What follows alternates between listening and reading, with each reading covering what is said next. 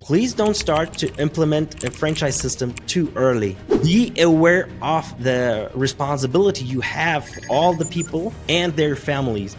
If there are so many mansions on the market and there's no exclusivity if you are a broker for it, then no one invests money into properly setting it up on their website. Always remember, whatever you're doing, it needs to be effective. In marketing, always consider does it have a positive effect, any form of impact? Because just doing something, just because we get paid for it, and it has no results, no revenue output for our client for it, don't do it. Many people working as marketing professionals are actually good salesmen of themselves. It doesn't matter if it's in-house or agencies, they can sell themselves very good, but are not very good marketers. Basically, it's important, first of all, to really understand who your target groups are, and you want to be as honest and truthful towards them. The Accidental Entrepreneur is brought to you with the help of our sponsor, AWeber, the world's leading small business email marketing and automation service provider. Since 1998, AWeber has helped more than 1 million small businesses and entrepreneurs through its suite of web-based email marketing, automation tools, and education. AWeber, the best option when it comes to marketing your business. The podcast is also brought to you by the Alternative Board. Since 1989, the Alternative Board, or TAB, has been one of the leading peer advisory and business coaching organizations for independent business owners and CEOs across the world.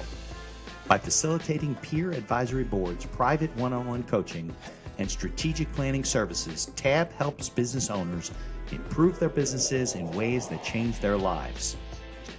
And be sure to connect with our affiliate sponsor, GSM Growth Agency. They're boosting e-commerce businesses to 6 and 7 figures in revenue and cover everything from ads and social media influencers to making your website better.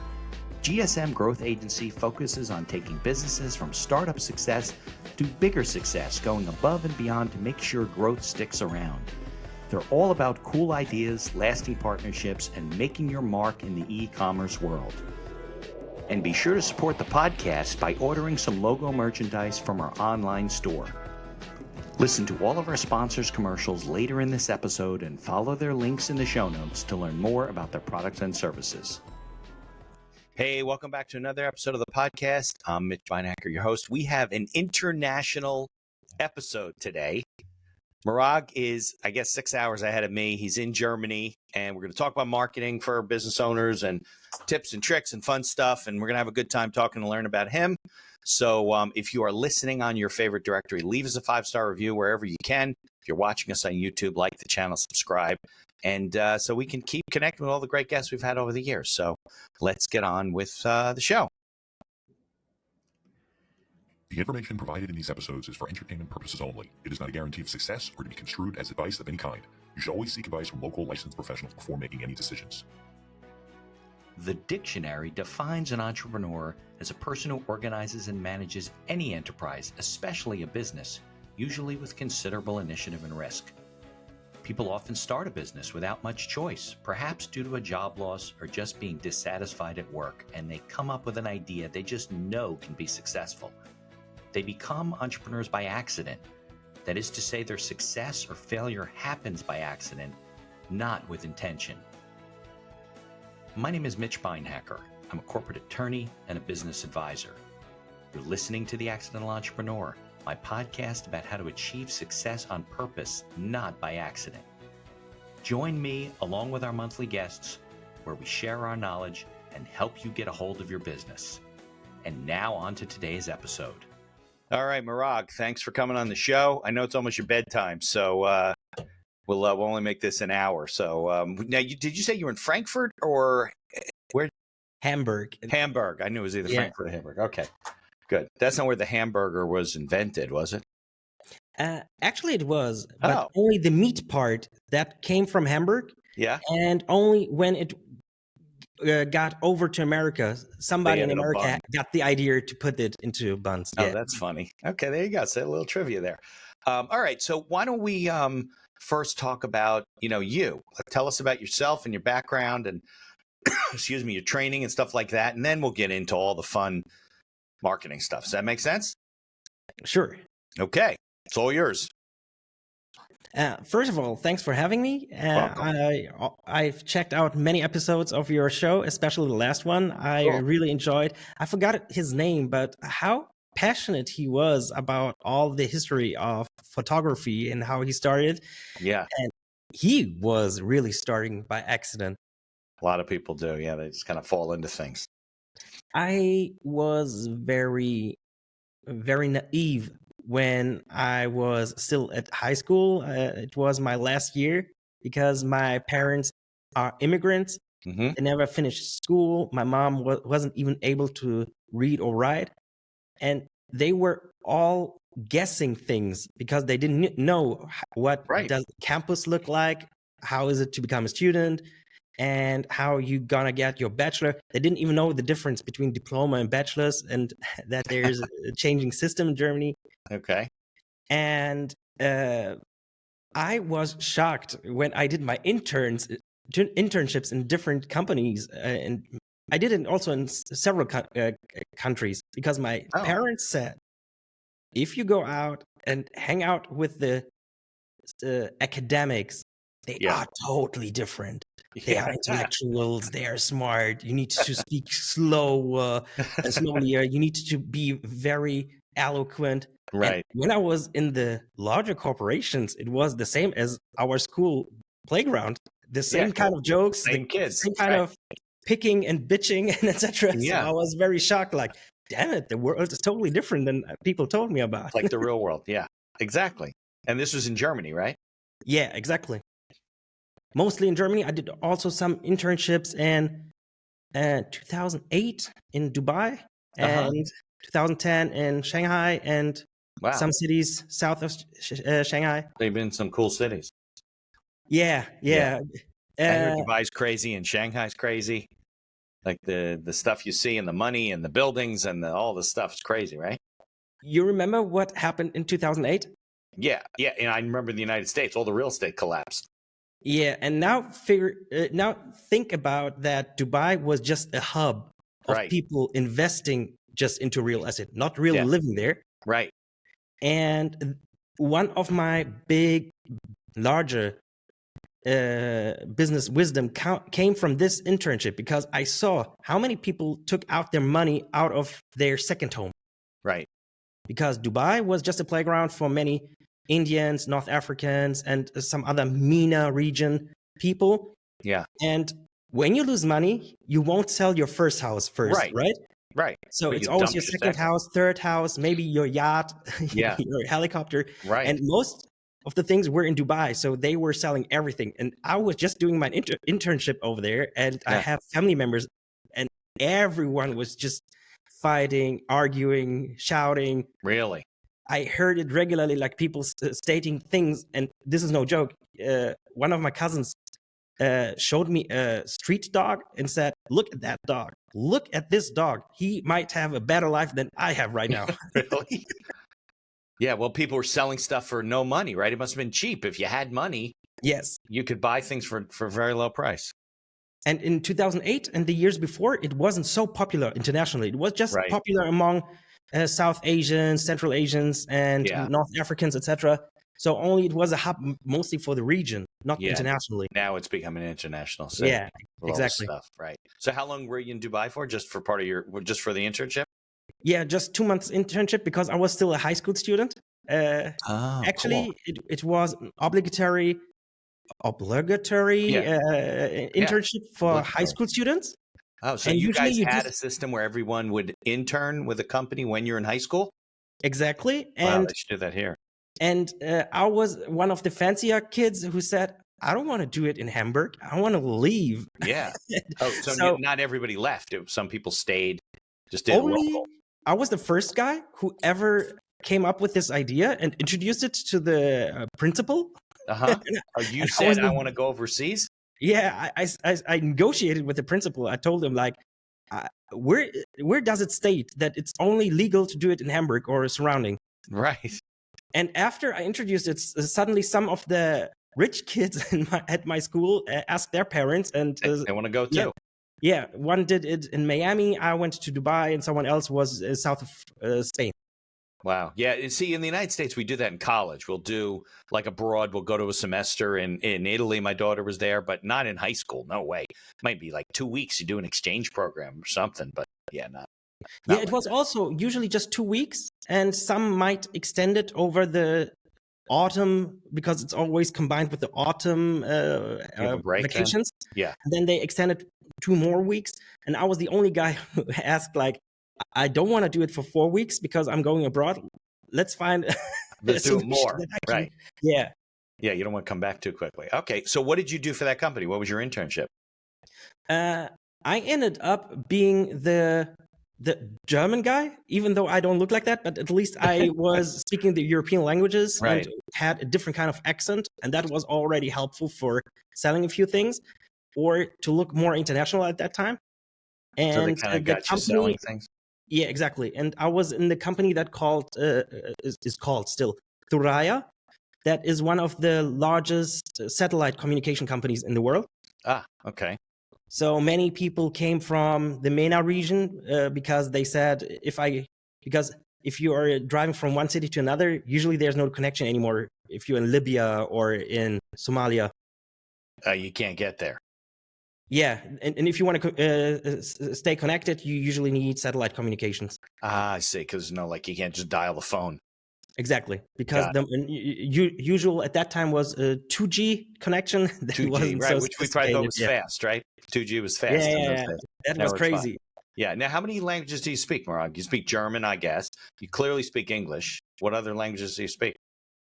My mother tongue, that is Pashto. Oh, okay. That is being spoken in South Afghanistan, North of Pakistan, and we Uh-huh. are actually from Afghanistan.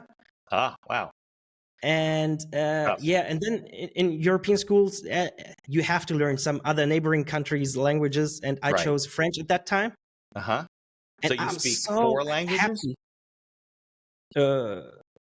French is not so good. It's just No. like if my wife and I need a secret language so that our children don't understand us because they are now pretty good at Pashto Farsi because my wife speaks Farsi from Iran. Oh, so you got a lot And of languages going around your head. yeah, they understand at least some partially words, but French, they haven't had that at school because they are pretty young. I have 3 daughters, younger than 4. Oh, so they're not, yeah, they haven't done. So what's the most difficult language to speak, do you think? My mother tongue, Which is Pashto. German? Oh, Pashto Pashto. is your mother tongue. Okay. Yeah. Got it. I'm born and raised here in Hamburg, and Uh-huh. my internships were actually my strive to leave that city because I always thought it's so rural compared to what I saw in movies and TV shows about what's going on in New York, the city Yeah, that big never city. sleeps. Hamburg's not a big city? It felt like it wasn't Right. because Hamburg is from the size nearly as Berlin, Okay. but has only half of the inhabitants. So we are Oh, very okay. vast. We take really advantage of the cityscape. Got it. And but I was in New York. I also did an internship in New York, but as Okay. a college student, Uh-huh. and I was so disappointed. Yeah. Well, New York is everybody's crammed in on the island. You can't spread out. There's a lot Not of only people in that, there. the city was sleeping. Yeah. I was out in the week, Yeah. and at night you could just walk through Manhattan, and there was no one. What year was this? 2012. And it was just quiet? It wasn't that crowded? It Surprised. was quiet. If you after 11 p.m., only Yeah, a few hip bars were open, and the rest of the city was just calm. And Yeah. That's the way it is. People go to sleep. They go back to their apartment, whatever. Yeah. yeah, but if They're your not up name, all night. It's not, we're yeah, not but partying. if your nickname is the city that never sleeps, I then know. That's what imagine. they say. Well, the thing is, the city that never sleeps, meaning you can get anything at any time, anywhere, but it doesn't mean there's people walking around the streets all the time. Yeah, and the year before, I was in China.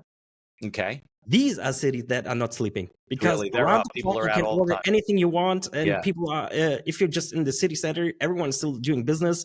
Yeah. People working day shift in a corporate job, and at Right. night Because shift of the they're time shit. Right. They're dealing with people and the times are different. Now, what not about only that. Shanghai? What was that like? That was crazy. That Yeah. was really crazy because I learned Mandarin in my high school, Oh, yeah. and I was watching documentaries all day about China because I was so fascinated.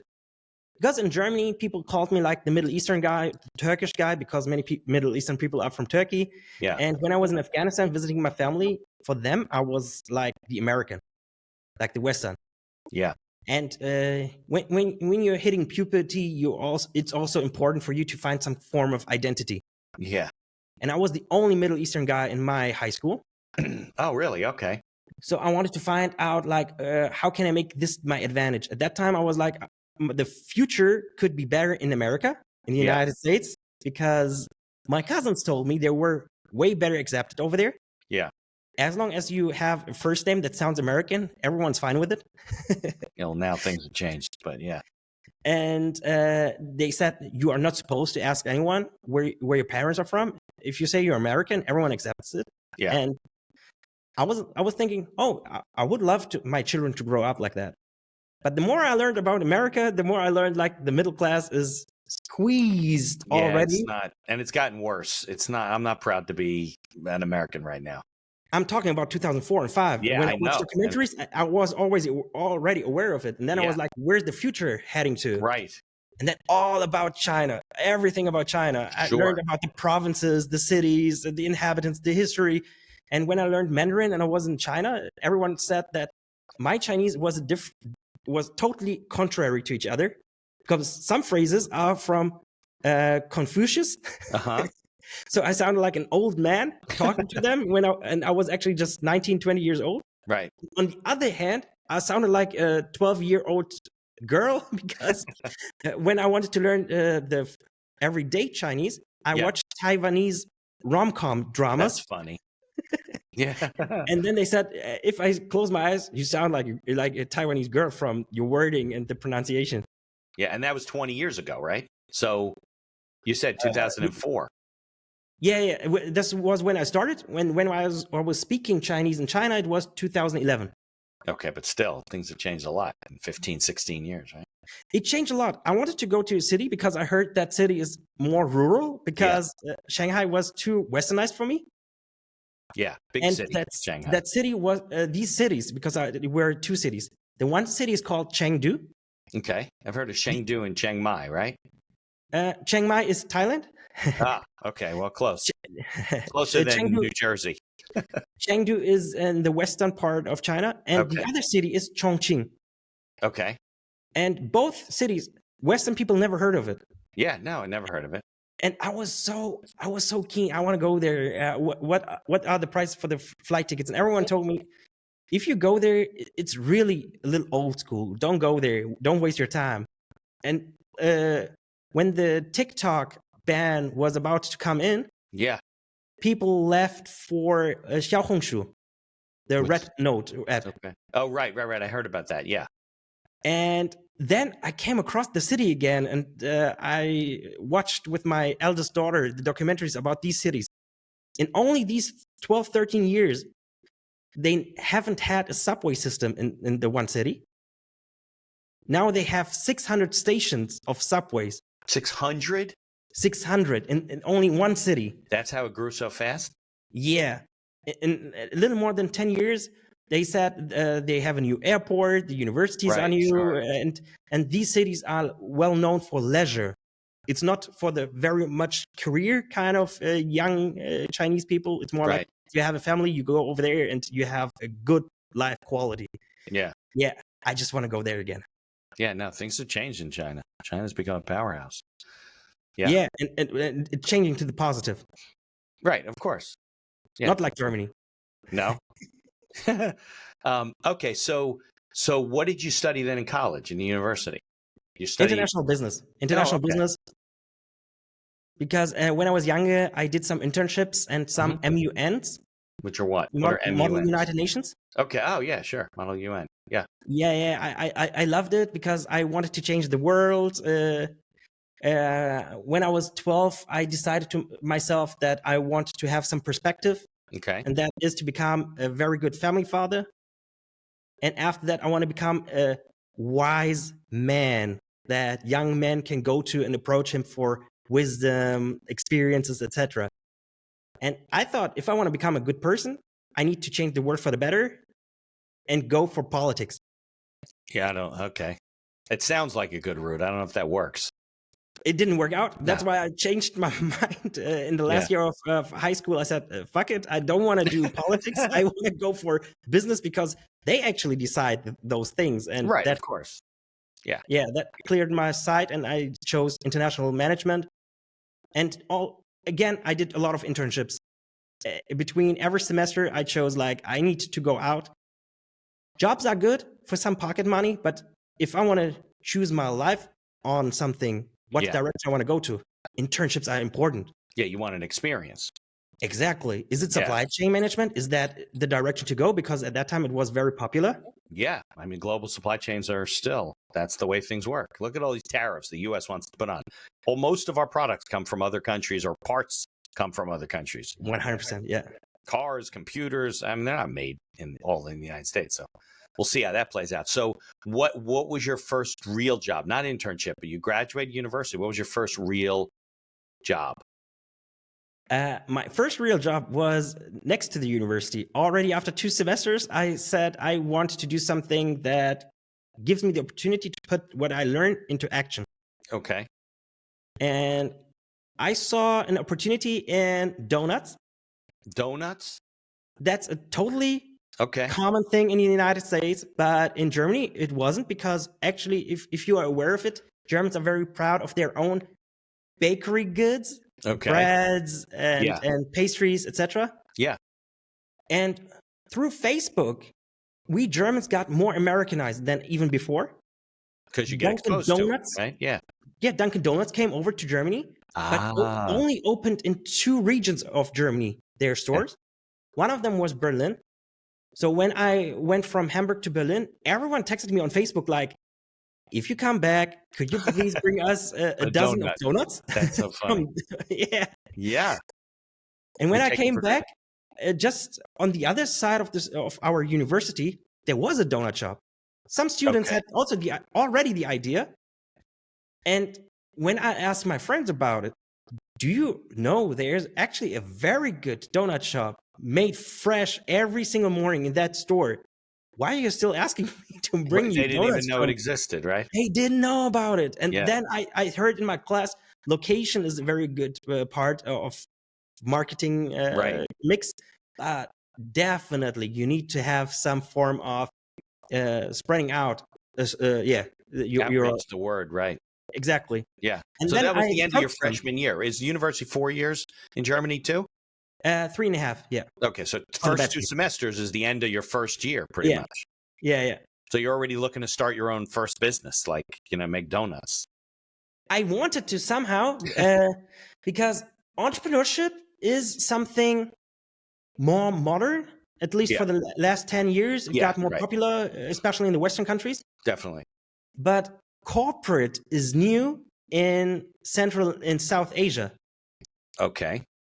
There weren't many corporations and corporate jobs. Right. No middle class. Right. Everyone was an entrepreneur. So I come from a culture where everyone had that entrepreneur mindset already. And so I approached this donut shop. I told them I would like to take over your marketing, help you to become more popular, because then you might become Hamburg's answer to Dunkin' Donuts. Yeah. He had no competition. Exactly. Yeah. Exactly. And he didn't know it. He knew it, but he was like, I'm stuck with the store. I'm baking, I'm selling. And he had no time for, he wasn't thinking, Yeah, so I offered, let me write you a concept, and this will involve what's the cheapest way how to approach young people. And that's Facebook at that time, 2011. Yeah, right. Facebook ads. Facebook ads wasn't so common yet, but groups. Oh, right. Facebook groups, because the Facebook ads came later. Right. Yeah. And this was so underestimated. And so I talked with them. I wanted to do some challenges with kids on the streets, etc. And somehow an investor came up from I didn't know about in the store and said, you can't franchise it because I also have some. I'm a stakeholder. You wanted to franchise it, but he has the rights to do that. Exactly. He came up Oh, and said, I will talk with everyone else, and you might get some percentage once we become a franchise because of your effort. And then we renegotiated some months later because he decided again, twisted his decision and said, we can't give you the franchise rights, but you can open up the first franchise store, so you can open up your own store. Got and it. you don't need to pay the license fees. So they wait. That was your reward. Yeah, Yeah. basically. But now you're going to be baking the donuts at 4:00 in the morning, and you can't do the marketing. You wanted to build the franchise and let other people bake the donuts, right? Exactly. Yeah. And at the same time, we're talking about a time frame of 6 or 8 months. Okay. The first approach, and then until it got successful and they wanted to open up the next stores, they decided to have a local production for all stores, Okay. and then gonna distribute it among all the stores, because at the same time we already had 7 more people who wanted to open become a stores. franchise owner. We call that a commissary model. So there was a one place where they would bake the donuts, right? And then they would deliver them to all the stores. Oh, yeah, exactly. Yeah. Okay. I got it. Now, did all these stores come about because of all the marketing that you did, that people started to learn about the brand and the name, or no? Partially because people came in a lot more younger people, more students, and Right. buying more and more. At the beginning, it was just like young people buying just one to try it out. But because of Facebook, it turned out that people bought boxes to just dozens of donuts, right? yeah, because they wanted to show it to their friends, etc. Mm-hmm. And the franchise owners, the new potential franchisees, came in because they saw it gained popularity, and they were friends of the main investor. Yeah, that's usually what happens at the beginning. Yeah, The first and 3 to 5 are like friends and family and people you know, right? exactly. And within 1 year, when I had my own store, not even 1 year, So 6 months. you did open your own store. Yeah, Okay, because so you I had wanted a donut store. Yeah, I wanted to get my reward somehow. Yeah, of course, but it's a lot of work, right? It's a lot of work and a lot of money. Yeah. A lot of money.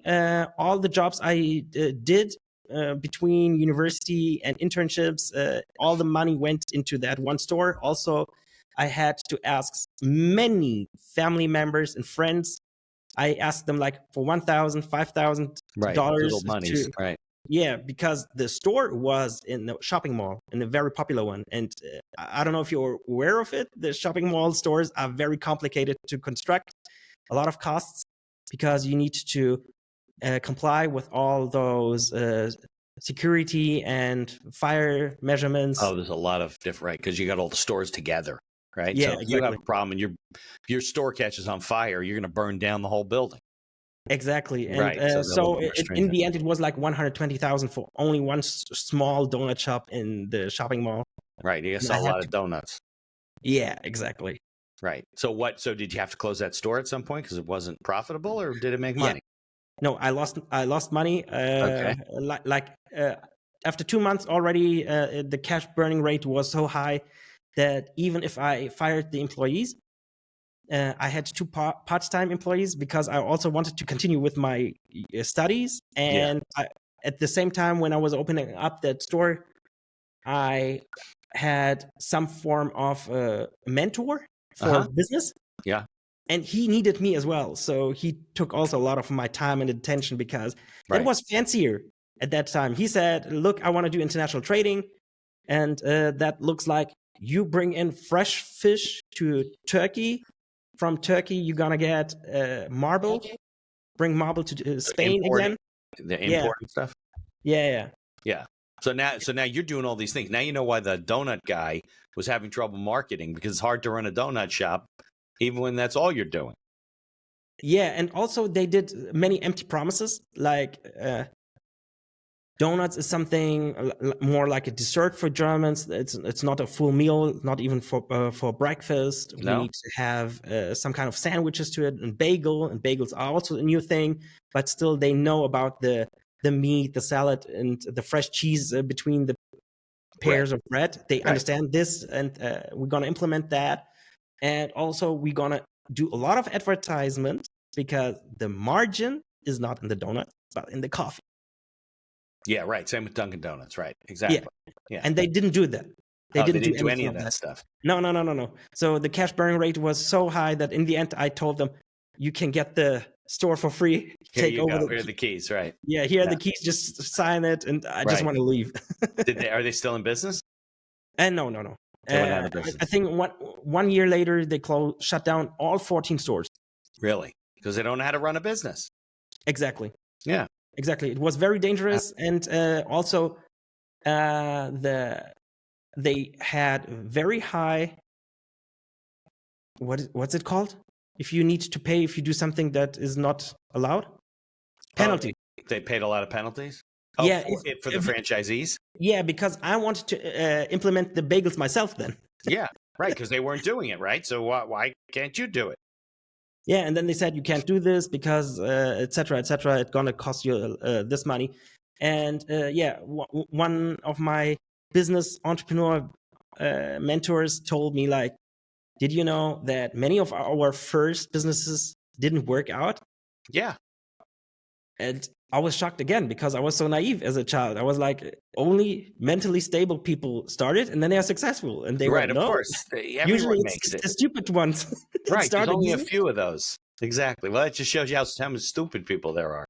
Yeah, and then That's they said the difference is we try over and over again, and somehow we're gonna make it to start again. Right. And if we start again, it's like five ideas are stupid, and the more we become closer to the good one, right? Yeah. Then we are like, if 3 or 4 out of 5 ideas work out, you are very successful. Very successful. That's true.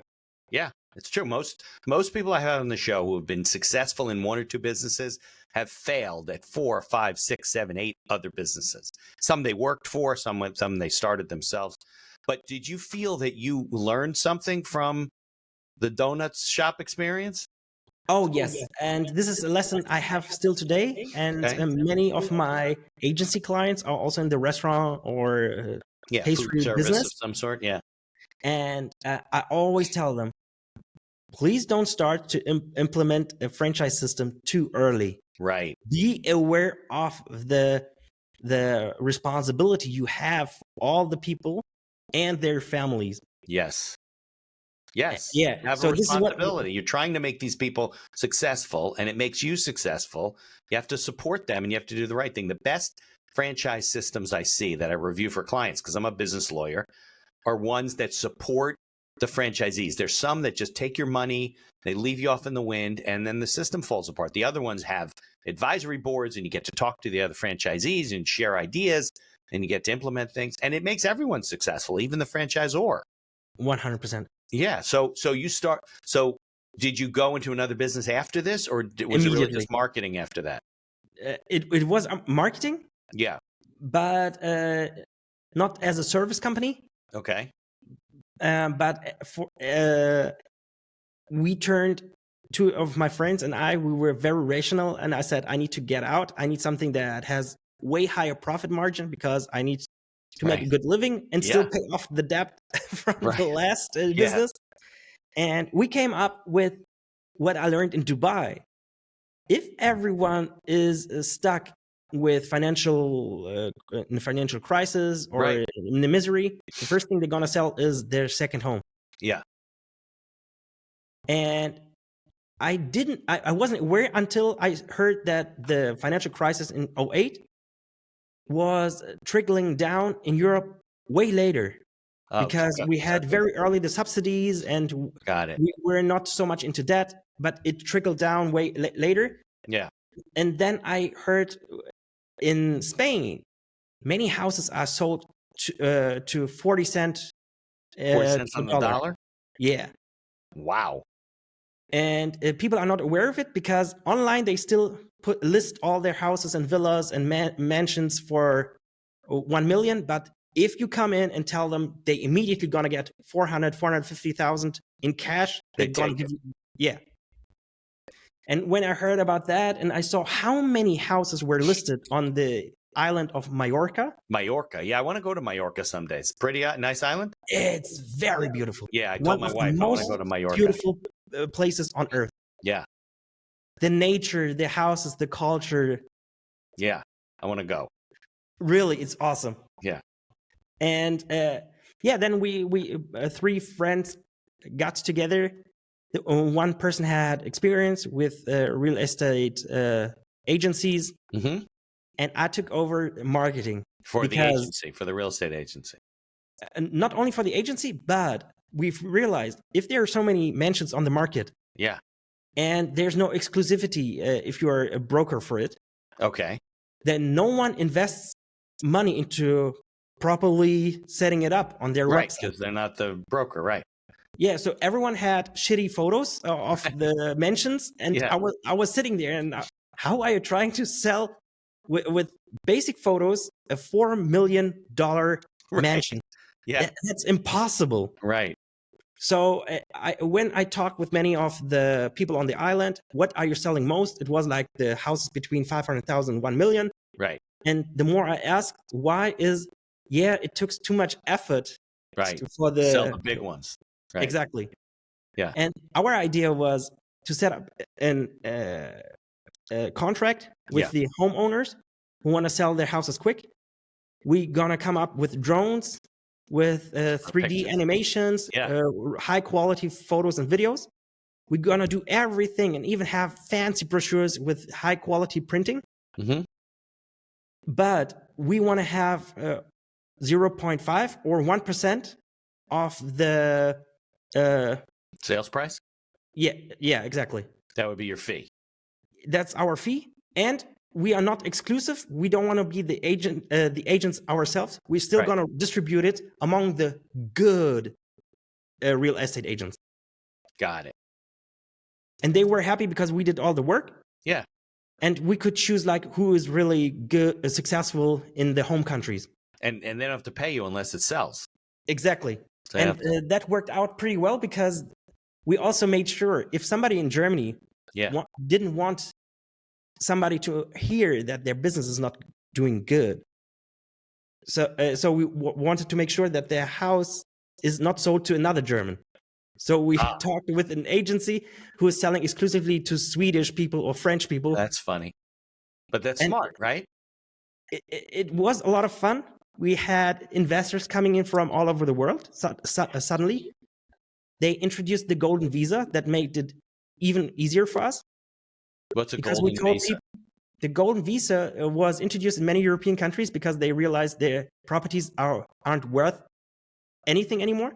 Okay. So they told people outside of the European Union, if you invest a certain number into real estate, you're going to get a visa for 10 years immediately for the whole EU because we have one visa policy. Yeah.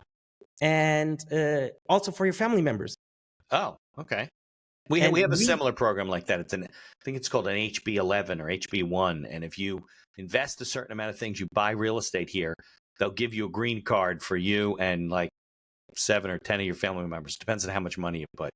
But the amount is totally different. Like in Portugal, it was 150,000 only. Right. In Spain and Greece, it was 250. And in France and Germany, it was 500,000 to 1 million, dependent on the time. So Spain was very interesting for us because our marketing approach was, you can be sure the island is so popular. Once the German market settled, the Germans gonna come back anyway. They're gonna invest into the island in the property. Just wait 1 or 2 years. So we had many Russians coming in, Arab people coming in, and Chinese people coming in, investing all over south of France, Mallorca, and they loved how we set up everything because they could check out everything in detail online. Right. And because we were thinking so fancy of ourselves, we were the only people, even though we weren't the agents, the final agents, we weren't the one. No, you weren't real estate agents. We shown the houses from a boat perspective, from a helicopter perspective. It was so fun at that time. It was very fun. I even had NBA players and NFL players coming over to. Yeah. So the agency was in Mallorca? Actually, we were still in Hamburg, but we were. So you did it from Hamburg. Yeah. Got it remotely. Okay. Why don't we do this, Murad? Let's take a short break for some of the support I have. And then let's talk more about marketing and what you do, what you see people do wrong, what they can do right to improve their businesses. And can we do that? Oh, sure. Yeah. All right, let's take a quick break. Here's a word from our sponsors. Looking to market and grow your business? Or perhaps you're just getting started and want to hit the ground running? AWeber is the best choice for online email marketing and automation of your business. From maintaining a subscriber list to drip campaigns and landing pages, AWeber gives you tools and integrations that make marketing easy and fun. As our partner and sponsor, we use all their tools to promote the podcast and market our law firm. AWeber, the best alternative for online marketing. For over 30 years, the Alternative Board, or TAB, has built a thriving community of forward-thinking CEOs and business owners who want to radically improve their companies. Through unique combinations of one-on-one business coaching, participation in monthly TAB board meetings with other non-competing owners, a suite of strategic tools, and customized strategic planning workshops, TAB membership can deliver greater strength to your business and a better work-life balance for you and your family. All packaged in a streamlined and affordable service that the people at TAB invite you to try risk-free. Are you struggling with managing advertising due to a lack of time or expertise? Perhaps you're facing challenges in scaling ads for your store. Are you feeling lost when strategies have no success? GSM Growth Agency is your reliable partner in overcoming these business challenges. Feel the impact of collaborating with a team dedicated not only to short-term goals, but also to building long-term partnerships and achieving sustained success. Embark on an exciting journey to redefine the possibilities of e-commerce and create a legacy of unparalleled excellence. Take decisive action now. Follow their link in the show notes to receive a complimentary audit of your Shopify store conducted by a GSM expert. Propel your e-commerce game to new heights with GSM Growth Agency. Follow the link in the show notes to learn more about all of our sponsors. And now back to our show. All right, Marak. I don't know if you know those guys at GSM. I think he's in Germany. Maybe I'm wrong. Maybe it's not. But anyway, see if you agree with what they do. But so let's talk about it, because now we're years later, right? You have a lot of marketing experience. I guess not all online businesses, but a lot of it is online digital marketing, right? Exactly. So why don't let's talk about the things you see that business owners do wrong. And you're obviously not just like in Hamburg. You're seeing people all over Europe, in some cases all over the world, right? What I see constantly, and I'm still shocked, like, how can this happen? Do you really lack of that much empathy? How can you always talk about yourself? And how can you think that every one of your clients, some may be very naive, but everyone is so stupid and just fall for your text, for your copies, etc. Because it all sounds like, I want to make money out of you. Come here, let your money here, just leave. Right. So a lot of it, you think, most of the marketing sounds like. It's just too salesy, too like pushing what they do. Is that what you think? Exactly. And I can see your weakness and your blind spots miles away. And if the more I come closer, the more you pretend like they are not there. Right. So that's because of your experience. Not only that, because the clicks also show the same thing. Because in digital marketing, the big thing is attribution, and we can definitely see everything, where people come from, right, and how they react. You can see how many digital content pieces are distributed every single day from different sizes of businesses. It's not only a small business thing. Right. That mistake is done by big corporations where 20 professionals are sitting in the same room and still create content pieces with only 200 views. So crap. Yeah. You can, definitely. And then there are algorithms showing you, honestly, your piece of content didn't work out. Right. And they continue doing this. That's why I had an exit in my first agency, because I had a partner in it and then investors, and exit was way easier because I wanted to grow way faster. And the second time, you mean than they wanted to? Yeah. Yeah. I always want to scale fast, things fast. Okay. And then with my second agency, I had implemented a few rules, and one of them is always remember, whatever you're doing, it needs to be effective. Right. In marketing, always consider, does it have a positive effect, any form of impact? Right. Because just doing something just because we get paid for it and it has no results, no revenue output for our client for it, Right. don't do it. Right. And the second people do that a lot, thing right? is They just put an efficiency. advertisement in. You think it's the message, or you think it's that they don't test what it is that they're doing? I think many people working as marketing professionals Yeah. are actually good salesmen of themselves. Right. It doesn't matter if it's in-house or agencies. They can sell themselves very good. Right. You think it's Are going to not be very great. good marketers. Right. No, you're right. I get offered things for my law firm, and it's just me all the time. They're going to generate leads. They're going to do this. They're going to do that. It never, ever works. I have a few clients that are very good at SEO and all this type of stuff, and I do get business as a result of it. Most of the other ones don't. And I, I'm a business person. I don't do what you do, so I don't understand all these analytics, and it's crazy. So yeah, people just keep doing the wrong things, and they just keep doing it, think it's going to get a result. Yeah, because they are not capable of it. Right. And if it comes down to the messaging, yes, actually, messaging is very profound. Mm-hmm. And I still wonder how many people are not good at this, because you just need empathy. Right. If you are not skilled in it, it will take you way longer time to come up with the perfect copy. Right. As long as you have empathy, you can come up with it. Right. Like, just put yourself into your main target group's shoes, and you will come up with the perfect phrase that sums up, we are the solution to your problem that you're currently in it. That's it.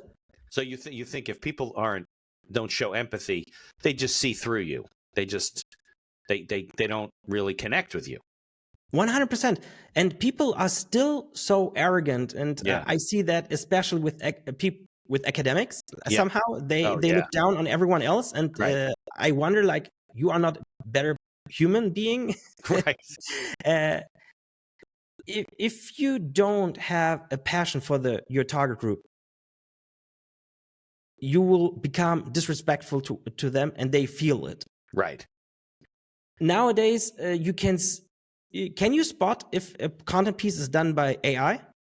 Pretty much. And many people also have a sense already for stock photos. It doesn't matter how much effort you put into finding the right stock image for a campaign. People can spot it. Yeah, of course. And many businesses still pay a lot of money to all those stock pages. Right. And they still don't create their own piece of content. And I'm telling you, it's not only the small businesses. Very often the small businesses are even more aware of it than corporations. Yeah. Yeah, because it's the one guy. It's his whole business. It's important to him. It's funny. I think AI can be very helpful to some of these small businesses in creating copy. But what a lot of people do is they throw it into like ChatGPT, and then they don't read anything. And it's wrong, or it's not well written, or it doesn't make any sense, or it's not clear. So it's okay to come up with ideas, but you still have to, I create blog articles that way. I use ChatGPT to create the topic, and then I go through it. It saves me time, but I still have to read through them and make sure they're accurate and change what I don't like, and stuff like that. And I think that people are just lazy. I don't know. I guess that's what it is. It's lazy. It's lazy, and to be honest, disrespectful. Towards other people and also themselves. Yeah, right. Because if you cared about yourself, you'd do it the right way. Exactly. They don't. Right, exactly. Because they don't put the effort for themselves. And so empathy is so important that my first agency's name was Empathy with an A. It was? Yeah, because amplifying empathy. This was my goal. Okay. So empathy spelled with an A? Exactly. Empathy? Yeah. Amplifying empathy together, combined, conjoined. Okay, so can you give me an example, maybe like a case study, of how a business owner can show empathy in his or her marketing? Mm, it depends. So basically, it's important, first of all, to really understand who your target groups are. Okay. And you want to be as honest and truthful towards them. So first of all, don't try to hide your weaknesses. Okay, good Or advice. don't invent lies. Right. Because you're going to get caught. Yeah, you're going Right. to get caught 100%. And then really try out to respect those target groups. In my last agency and in my current agency, Yeah. one of the rules is also clients first. We put so much dedication to understand the target groups of our clients. Yeah. Until that point that we can really understand if that piece of video content would come up on the TikTok algorithm. Right. Would we appreciate it as a piece of content that entertains us or informs us, or is it just bland Irrelevant. Yeah. ad? Just noise. Exactly. Right. So we need to be so respectful about it. Yeah. And if you respect someone, how do you develop respect towards someone, Mitch? You kind of understand what they think. You be nice to them. You be supportive of whatever it is that they do. Yeah, and you see their qualities. Yeah. How that much makes sense. You need to invest so much time into your target group that you not only understand but can already predict them. Right. But also, the vibes are so important. People always feel the vibes. If you put the extra effort because you respect them, they feel it. They're gonna appreciate it. Right. Yeah. The best. If you want to do it in digital marketing, it's all about consume what they consume. Okay. Know what they read, know what they like, know what they listen to. Exactly. Be part of the pop culture in the niche. Like if you have a company that is dedicated to help handyman to succeed. Okay. Then understand their humor. Right. Understand the whole handyman world, what people need, what they say, right? And What you do that for your clients. You make sure you learn everything about their customer. Exactly. Yeah. That's a lot of effort. Yeah. And I know I could earn a lot more if I do this only for corporations, because that effort makes a lot of more. Right. Yeah. But I still want that fast pace, freedom when I'm implementing this. So it's a lot of effort for the mid-sized companies that I'm serving. Yeah, and they can make decisions quicker. Way quicker. And it's way more fun because, let's be honest, in some niche subgenre, the culture is moving so fast. Very fast. You need to implement every part of the trend immediately. Right. Absolutely. Yeah. The business owners that I've interviewed, even some of my clients who are really good marketers, they know what their clients want, why they do business with them. And, even when they know it, they don't think they know it. So they ask again. They're always asking people that come and do business with them, current clients, new clients, people that don't do business with them, if they're willing to talk to them. Why didn't you do business with us? What is it that, why did you choose to do business with us? What are your needs? What things didn't we do right? And they're always looking to, figure that algorithm out all the time, because they know it's 100%. Always changing, like you said, right? It's always changing with their likes and dislikes and how businesses. I mean, look, what was it? A couple of years ago, AI wasn't really even on the scene in the small business market. There really wasn't anything for people to, you had like automated things like on marketing, but it wasn't like it'll think for you. And now ChatGPT, all that stuff, is like available to the average small business owner. He can now do things. So it's always moving at a very fast pace. But that's good advice. So what's some of the other things that you guys do for clients besides knowing their customer in and out, top to bottom? But this is the most important thing. Yeah, and you just mentioned something that I 100% believe that is not true. Okay. We don't ask our clients. You don't ask the end user. Okay. We don't ask them how they feel, what they value, what are their next steps. We don't believe them. Okay. Because you think most people don't know what they want? 100%. Okay. I'm a firm believer that is so true, and nowadays even more than ever before. Because if I talk with elder generations with my uncle, dad, and other. I grew up a lot of with older men. Yeah. Because I was always into becoming that wise man. So Yeah. Confucius. I learned that very early that our generation is so tied up with career, we don't know about living at all anymore. That's true. You're We absolutely are right. so sorry. Tied.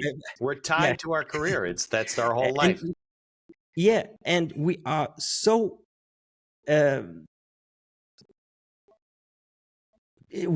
easy to be influenced. Yeah. Because we are not having a second thought to many things, because we are not knowledgeable enough to ask the right questions outside of our career.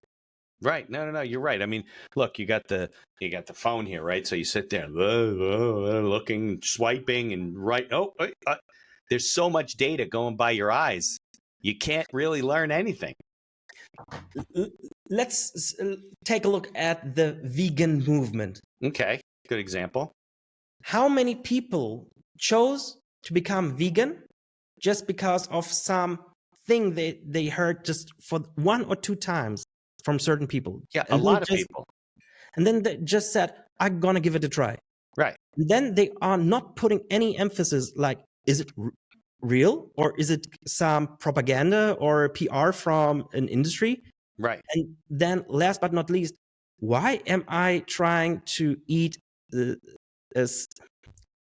replacements of meat goods instead of going to Indian, Thai, or Buddhist country foods who are already aware of how to supplement They're the using lack of meat with other vegetables and other sources. Right. And instead we are eating even more faker They things. have Impossible burgers over there. Yeah, we had. Yeah, it's synthesized meat. I mean, come on. Exactly. Yeah. And Yeah, but it's you're right. so A lot of people stupid. jump on it, not because for health reasons. They jump on it because the animals are mistreated, or the cows aren't good for the planet, or there's all kinds of reasons. They read an article, like you said, and it says too many cows, and it's not very good for the planet, and methane and all. And I'm not going to eat cows anymore. I'm going to eat just vegetables and maybe, I don't know, maybe eggs. I don't know. And how many people who were at first firm believers and were really into that vegan lifestyle, how many people of them could do that longer than 1 year? And how many of them, if you would ask them after 1 year, do you still believe in veganism is the future? They would say yes. But I'm telling you, most of the people after 1 year haven't give it up. been vegan anymore. Yeah, because they're not really committed to it. Exactly. So their actions are not what they think they are or what they believe in. Right. Okay, so then how do you, as a marketing guy for businesses, get across to the people who don't know what they want and don't know what they should do? Observing. You need to spend a lot of time, not only in the digital world, but also in the real world. You need to sit in the same kind of cafes. If you are like, oh, I'm in the most of my clients are suburban stay-at-home moms. Yeah. Even if you're a guy, sit with them. Go where they are. Right. Watch them. What's going on? What are the TV shows? What are they liking or pinning on Pinterest, etc.? Yeah. You just need to do this. I'm putting so much effort that I have so many fake accounts on TikTok and Instagram because I need to have the same feed as the target follow, people. Right. I want to know what's coming up, what's popping on my TikTok screen if I pretend to be a 18-year-old girl, because then I want to see what skirt, what jewelry is coming up, because that's an opportunity for one of my clients to collaborate with them. Okay, right. So you're saying don't ask your clients what they want. Become your client. Right. Watch your client, what they're actually doing, because it may not be and probably isn't what they're saying. Exactly. Got it. Okay. All right. Because the difference between what you think who you are and who you actually are is so staggering. Right. And what do you think the best ways, what are the best ways that you do marketing? Is it posting on social media? Is it email marketing? Are you, flying a banner on a airplane over a football stadium? I mean, I think a lot of small business owners don't know what they should be doing, and it may vary all the time, but right? Do I post? How often do I post? Do I do a podcast? Do I put blog articles out there? Do I build an email list? And I think they're kind of lost in that. What do you think? Depends on the industries and businesses. Of course. But in general, here's what I tell my employees also in general. If it's B2B, usually it's LinkedIn and cold email outreach. Okay. Because there are such good tools like Instantly AI. Mm-hmm. It's incredible. It's incredible. It makes sure it warms up your emails so that if you send out an email, it won't land in the spam because your email account is already warmed up for the algorithms of Google and Microsoft. It makes sure that the service of those companies are thinking that you are a natural person. Got it. So you send it through their system, and it exactly. So Instantly is a great tool.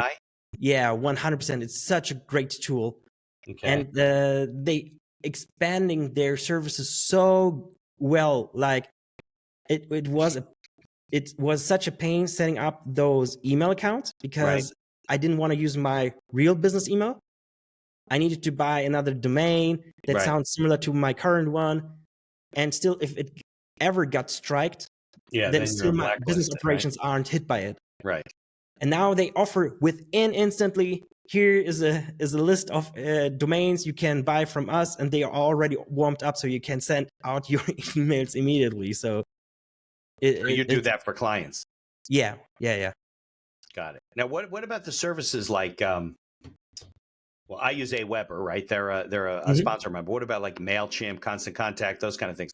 If you use those services to send emails to people, this is a total different mindset because these are perfectly for nurturing who is already interested in you or does business with you because it's a newsletter keep system. In touch like list. Instantly is perfect for cold outreach. Okay. And I highly suggest doing both always.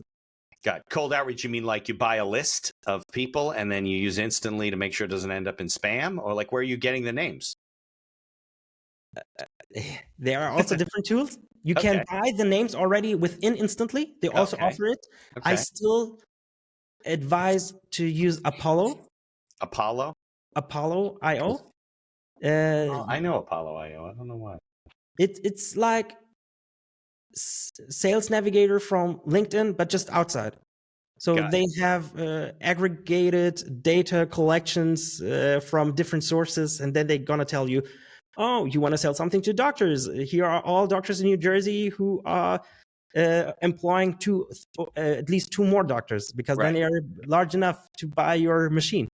Got it. I see. So that's Apollo AI is good for that? Yeah. So this combination is really awesome.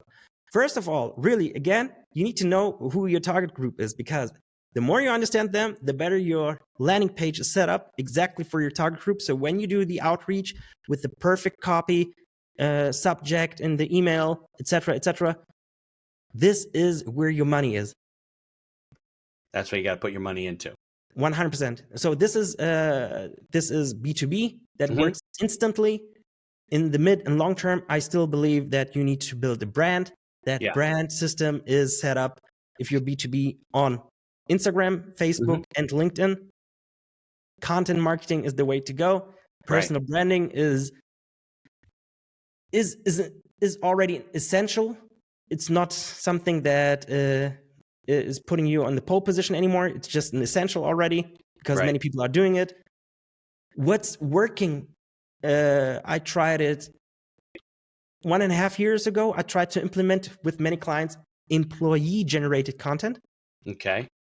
Because the algorithms are not allowing you to upload 5-10 pieces of content on Instagram, right? Okay. So our idea was, what if we find the people with good vibes, with the sympathy? In the company? No. Yeah, exactly. Okay. And then we set up LinkedIn and Instagram accounts for them. Or if they were already putting out content, Right. we just gave them some guides, like you're supposed to say that about the company, and you're not allowed to say that. Guidelines, right. Yeah, as short as possible, because you want the authentic them to get out. Okay.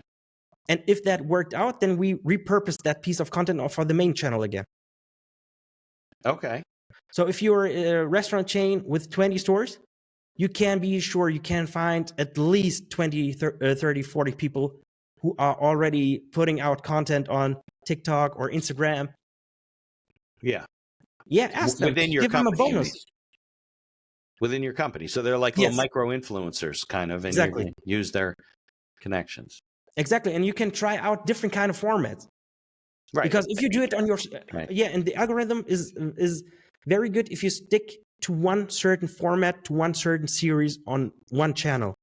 Okay. But if you have different channels, different accounts, then you can try out different things, and only if it works out, then implement it on your main account. Right. So you're testing things. Exactly. Yeah, a lot of people. And at the same time, it's very authentic, because it's not you on the brand account who has to say positive things about the brand, because Right. you're on the brand account. Right. But if you're showing like, hey, I'm the head of marketing, look how much dedication we put into the preparation of one short reel, or look, we incentivize our own employees who are really proud of working here. Yeah. They can distribute whatever content they want. And if they Right. do it good, we're going to give them a bonus. Oh yeah, you can incentivize them. Now, what do you think about, because you talk about branding, right? A lot of small businesses, I think, are afraid to like brand themselves along with the company, because a lot of times the company is you, right? Because you're very small, people know you in the community, and people are hesitant to do it. What do you think about that? That should people be branding themselves along with branding their companies?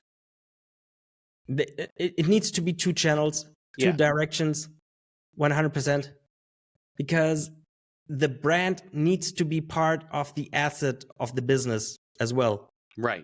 Because So otherwise kind of feed you won't off have of an each exit. other. Yeah, you won't have an exit, because the investors gonna take out your value you're bringing in. Right, because they figured, well, if they invest and you're gone, Exactly. it left the company. Yeah, I've had it with several of my clients. They wanted an exit, but it was not so good as they thought, because they were too crucial as a brand face for the business. Yeah. No, that's a problem. If you want to sell your business someday, you got to build it so it's not so dependent on you. 100%. Yeah. Yeah. So And how also, as a business owner, it doesn't matter how much passion you put into it. right. Believe me, I'm very passionate about marketing.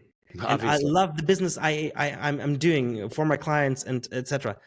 And yet, I always think of still it would be the best case if I'm not necessary for the everyday business anymore. Right. Yeah. Because then you can go and do the bigger things. Exactly. And one big part is your face shouldn't be, your business shouldn't be relying on your business. Right. No, Right. sorry. The business shouldn't be relying on your face. Right. Yeah, because if you want to leave, they got a problem. Or you shouldn't be relying on one employee to do everything that you do, because if they leave, then you're in a lot of trouble. You got to build your business properly. Exactly. So Yeah. for many clients, I'm always telling them, don't use one brand face, not even two. Try out to have different channels, approaches on different accounts. Yeah. Because if two of them leave, you still have 12 others. Right. Yeah, no, I understand. Now, how many partners do you have right now, Marag? Is it just you, or you got partners in the business? I don't have any partners anymore. That's why I left the last agency, because I want to. Many people don't believe it, but you can sprint in the long term. Yeah, you don't. They'll go too slow for you. Exactly. Yeah. So, but you have people that work for you, right? And virtual, they're not necessarily sitting next to you, but you have a team of people to handle all these clients? Yes, I have 6 people full-time in the Philippines and 4 people here in Germany. And the rest we are doing all through freelancers and a network of other agencies. Because if you have someone who is really skilled in copywriting for hospitals and for the medical industry. Yeah. We can't employ them full time because we have only one client. Right, exactly. You need them specialty people you plug in when you need them. Exactly. So, and I believe this is the future for agencies anyway. Yeah, because you, like you said, I mean, how many people do I need to do medical writing? 3 practices that are clients. So, if people want to like connect with you and learn from you and see what you're doing, what's the best way to find you online? Is there a website, LinkedIn? And we'll put the links in the show notes, but what's the best? I put small experiences and learnings on my TikTok nearly every day. Okay, TikTok. Okay. Yeah. You were probably freaking out the other day when they shut it down in the United States. I was freaking out on the one hand, and on the other hand, I was like, well, make the best out of your circumstances, because so many people left for RedNote. Yeah, they switched. That I immediately started posting content on RedNote, and both in Mandarin and English. I had so many followers within 2 nights that it didn't matter. Yeah, it didn't matter anymore. Yeah, that's funny. That's funny. And how about LinkedIn? Now, you post on LinkedIn too? Yeah, I do. And because I just want to tell you that I am mostly B2B. So anyway, LinkedIn and Instagram is the way to go, because you can't build an audience on TikTok, but the conversion rate for B2B is horrible. On TikTok, it's more of a consumer individual website, right? Exactly. They're going to consume you. They're going to see your face. It's helpful if you can find out who it was watching your TikTok profile, because then you can gonna retarget them with another content piece on LinkedIn. That works, but you can't rely on TikTok as a sole, because no one comes over to your business. And does your agency have a website? Yes, shiftingco.com. Shifting Co? Yeah, like corporation. Yeah. Or company. Shiftingco.com. Okay. All right, we'll make sure they're all in the show notes. And I can't thank you enough. I know it's like late there, so it's getting there. We're at 10:15 or something. I'm an entrepreneur. I'm used to it. So well, I'm leaving my agency 6 times a week, not before 9 p.m. Yeah, because you're dealing internationally. Not only that, because last man standing. If something doesn't work, the deadline is a deadline, and you're the guy. Well, Murag, I can't thank you enough coming on the show, being on the other side of the world. Thanks for having me. And sharing all your ideas. Let's definitely stay in touch, and we'll go to credits. Hang out for a minute. Thank you for listening to this episode of The Accidental Entrepreneur. Opening and closing music written and performed by Howie Moskovich and made to order music. For information about Howie and his music services, please follow the link in our show notes. If you like the podcast, please tell others about us. You can find us on Apple Podcasts, on Amazon Music, Spotify, Google Podcasts, and most of the other podcast directories. If you like what you hear, please leave us a 5-star review and feel free to share our episodes on social media. If you have any questions or comments, ideas for the show, or you'd even like to appear as a guest, reach out to us by email at info@beinhackerlaw.com. The Accidental Entrepreneur is hosted by Mitch Beinhacker and produced by Beinhacker Law. If you'd like to learn more about our business and legal services, you can find us on social media or visit our website at beinhackerlaw.com. Thanks for listening, and be sure to subscribe to our feed to be notified of all future episodes.